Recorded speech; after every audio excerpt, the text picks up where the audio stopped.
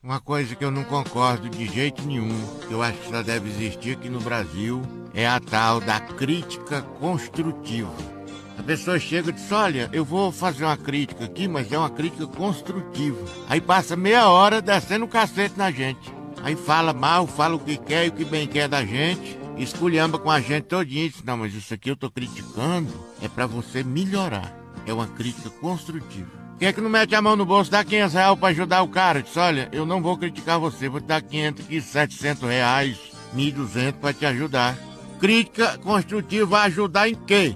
Dá um dinheiro, moço, pro cara, 1.700 conto, 2.000 conto, 500. Aí sim, quer ajudar, dá um dinheiro, 10 sacos de cimento, faz uma feira pro cara. Agora, crítica, ninguém quer ouvir crítica não, moço. O cara tá pelejando, trabalhando, e aí tu vem criticar o cara. Eu não concordo com isso aí não. Eu acho que as pessoas usam esse tempo pra falar mal dos outros. É difícil.